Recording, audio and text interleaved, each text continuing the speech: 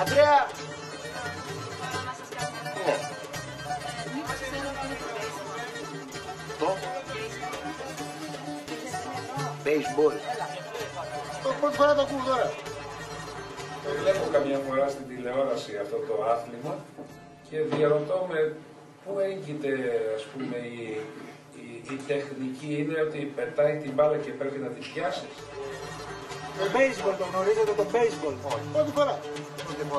Και έτσι οι μπάλες φαίνονται κάπου σαν το τένις περίπου, έτσι. Περιγραφώ με την μπάλα την μπάλα που είναι σαν επώνυμο. Αυτό είσαι κακιά τους Αμερικάνους.